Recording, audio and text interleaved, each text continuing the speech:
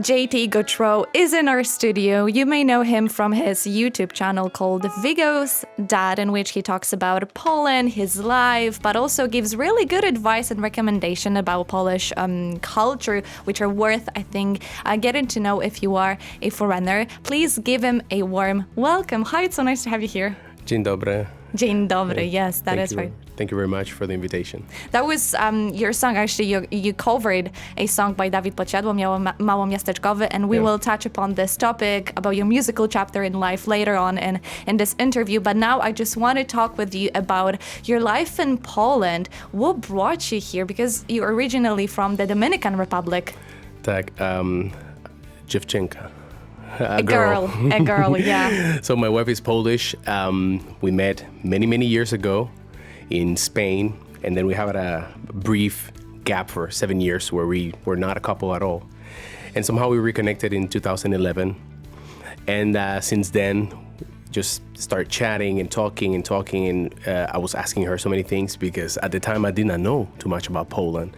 Just basic knowledge for geography or history, but we don't get that on my part of the world. We don't get that much in depth in Polish history. And the more she told me about it, and not only just history, but in general, like cultural customs, and I was like, there are so many similarities, and this is very bizarre. Really? Yes. So what are those similarities then? So the first one is actually family values and how Polish people treasure family and the entity of family. And I thought, up until I met my wife, that Latinos had that down, like we had that, that's our thing. Yeah, we have that figured out. Yeah, that's our thing, right? But it was a very incredible surprise. Also, I think that Latinos love to have fun, and I think Polish people love to have fun. You think that we're funny people, we're like to have sure. fun. Yeah, I'm sure. There's just a little bit of a, let's say, first hour when you meet a Polish person, that if they don't know you, that might be a little bit like, okay, we have to warm up. But then once that happens, once you become friends or even a little bit used to seeing each other, then it's like fun times to be had. Yeah, for sure. We are reserved at first, but then when we get to know someone, we're very open, we're very friendly. So maybe what stereotypes about Polish people you've heard, and then later on when you moved here, you found some of them to be false or maybe some of them being true? Because I always ask this question because it's really funny the way we see, different cultures and that we have different assumptions about variety of traditions and countries and stuff. Yeah, well, the first one would be something that is partially true and partially not true, which is precisely that Polish people are not friendly. Like I said at the beginning, the first hour, maybe the first few days, it doesn't matter. Let's say that you're a foreigner that starts working in the company. At the beginning, it's a little bit like, okay, we don't know you, you don't know us. And I think Polish people in general, to the approach phase, hi, how are you? What's, that pleasantry, you guys are a little bit more reserved in that. But once that is out of the way, you are super friendly. You guys are very inquisitive. You ask a lot of questions. You're usually very, for the most part, I think, and I'm always careful not to generalize, but I've met many Polish people, and I have to say that the consensus is that you guys are quite well educated. You have read, you know your history, you know your country's history very well also. And that makes for a person that is going to ask interesting questions. Yeah. So you say, I'm from Dominican Republic. Oh, Dominican Republic. And then all of a sudden some of the questions starts. So you have been living in Poland for how long? So we moved officially 3 months ago. 3 months ago, yeah, okay. Officially. Okay. But the last 10 years, we used to visit so often that I almost always said that I felt like I've lived in Poland. But yeah, our postcode officially is from here since 3 months ago. Since 3 months ago, but because you and your family, you are travelers, I must say. Well, at this point.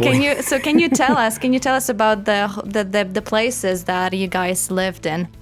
Okay, so individually first, my wife was born in Poland, but then she had a stint of 4 years where she lived in Russia. Then I have lived in Spain, in Madrid and Barcelona. We've together lived in Austria, in Vienna, in London, England, and of course now here. And I spent some time in South Africa and Pretoria. Yeah, for wow. work reasons. Wow, that is really cool. But like I said at the beginning of our interview, you are from the Dominican Republic. So please tell us a bit more about this country, because I don't know about our listeners, but I've never been to this land. So I want to know more about your customs, traditions, maybe places that are worth visiting, etc. So here we go. Okay, well, zapraszamy, first of all. We all, for sure. But okay, so Dominican Republic is a country that shares an island with Haiti. So the island is called Hispaniola, and it's in the Caribbean. So between Cuba and Puerto Rico, literally 1 hour and a half flight from Miami. So in that region, right, the Caribbean. Around 10 million people, inhabitants. We speak Spanish as our main, tongue. It's touristic based. Of course, we have other important economic parts of the economic sector, but tourism is very big. Actually, we get a lot of Polish people visit. We have an area quite famous called Punta Cana. Oh yeah, I heard that about most people have heard that because of all the ads and tourists and stuff. So we do get a lot of Polish people. I think by now, after sadly the war in Ukraine, we also used to get a lot of Russians and a lot of Ukrainians, but now Polish people, I think, have taken the first spot, or at least the second spot. And when it comes to visitors from this side of the world. Okay, so what are three things the Dominican Republic is known for? Well, the beaches and tourism, I would say. Sorry. Music. We have bachata music and merengue. Merengue originally, traditionally, was like our most important musical genre, but now bachata since the last 20 years. With Romeo Santos, Aventura, Obsesión, probably, right? And of course. So bachata is basically taking over now as the main musical genre. So music, and the third thing, you know what? I would just like to say the spirit. I think Dominicans are very joyful, are very, you meet them and it's like, okay, now we get the stereotype. Yeah, they're quite chilled, probably. At least I get this vibe from you. You're very relaxed, like easygoing. Just because we're on radio. Because this is not your first rodeo in the radio. You had your own radio show back in the Dominican Republic. Yeah, at some point, yeah. It's a long, long time ago. And you told me this off air that you used to play there some Polish songs. Yes, of course. Quite interesting. Yeah, I had a segment on a TV show first, and then I had a person that approached me and said, "Listen, I'm opening a radio station. I would like to offer you a show." And I put together a show. It was a 1-hour show, and at the time I was dating my now wife, so I had to play a lot of music, and I started thinking I want to get into Polish music, because she was showing me some Polish rap, and she was showing Polish me pop, Republika. Yeah. I remember I got a CD from Republika, my brother-in-law, and I was like, this is great music. In Poland, I mean, it's quite a short period of time, because you said that you moved 3 months ago. So how's your Polish now? Because your wife is Polish, so I assume that maybe you know bits and bits. Strasznie. Niedobre. Niedobre. No. I've been faking on my YouTube channel. You've been faking that. No, but I've always been transparent. I always say to the guys I speak, because the thing is that we share something, Spanish speakers share something with Polish speakers that makes the pronunciation of the words slightly easier, which is the R's. You say czwórka. Czwórka, yeah. This is very difficult for English speakers. They would say czwórka or something like that. So what I did was I tried to learn how to pronounce the words, something like C, Z, ch, and all that. So if I'm reading something, it sounds more or less decent. That doesn't mean that I understand all of that I'm saying. We like to roll our tongue. We like to roll our R's. Sounds better than what I can actually do. I'm sorry. Hopefully, I will try to catch up in the next few years. Yeah, for sure. And you've been living in, you lived in the United Kingdom also for a while. 6 years in London. 6 years, yeah. And what you guys were doing out there?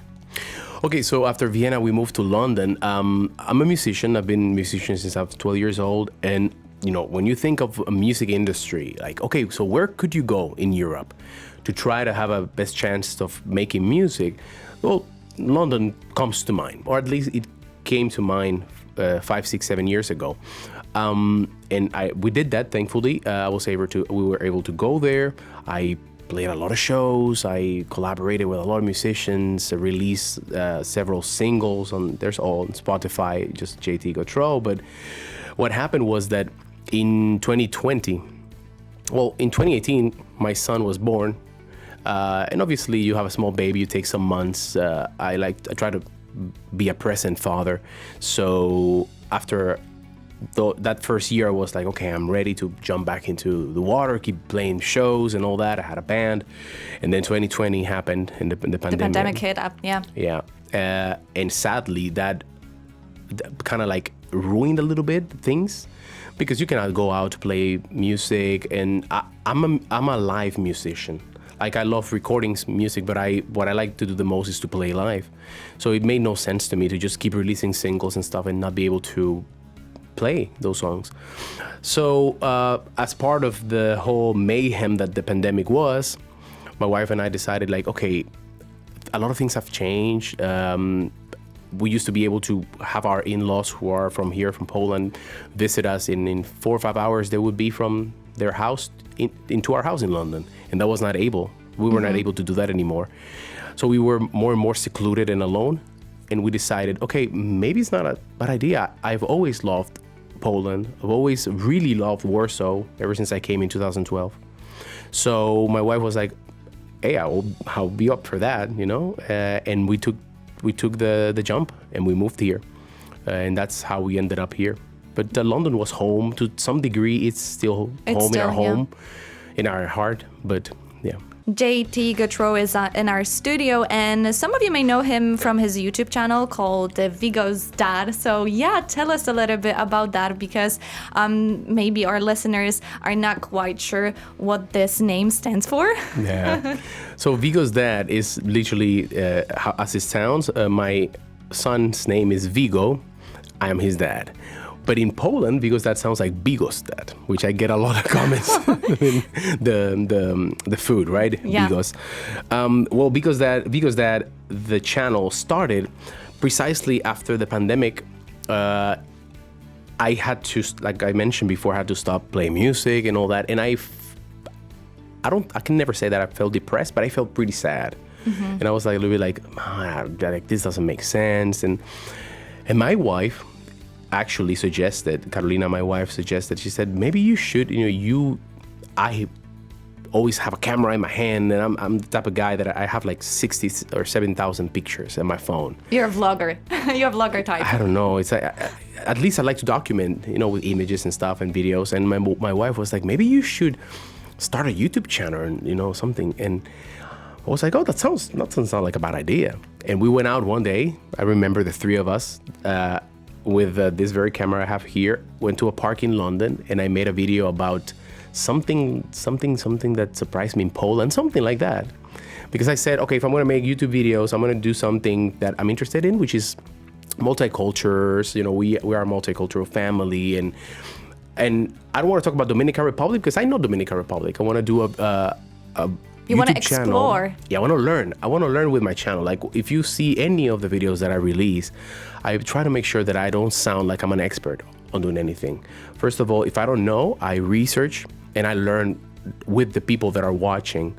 And I also don't, it happens to be that a lot of Polish people have tuned into the YouTube channel. But originally, I also did not make them to show Polish people that look what I know about your country. It was more like, okay, if you are a couple of a Polish person, maybe us together can learn more about this wonderful culture and people. Wow. And somehow, some way, that's more or less what has happened. And I'm very, very glad and very proud of it. I get so many comments and people say, oh, wow, I did not know this, I did not know that. And I was like, I didn't either. And it makes me very happy to have found out. Yeah, I really like your approach that you want to explore. You want to even develop yourself in a way. Yeah. And you cover topics such as Polish traditions, for example, being a bilingual couple, let's say. So I really like the topics. It's like a mixture of everything. Yes, it is a mixture of everything. Obviously, as with any YouTube channel or any social media outlet, if you do TikTok, or you will realize that there are some topics that you start building an audience, let's say, right? And then your audience obviously has a preference. In my case, they have a preference for videos related to Poland. They're interested, and I'm super happy because I am very interested in those things.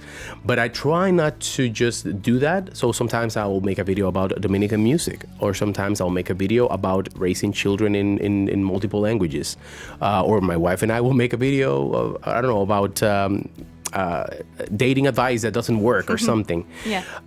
Because to me, I try not to search views. I try to do videos that will stay in this channel for years to come, that hopefully my son grows old enough to watch them, and he will go, oh, look what my dad did. So I when I make the videos, I try not to just go like, let me see what is trending right now. Yeah, you know? And for sure. I really like that. This is really great. It's not for a clickbait, right? So-called clickbait.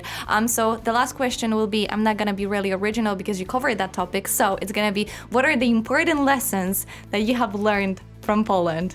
From Poland, oh wow! It's first of all, you guys are very honest, and I really like that.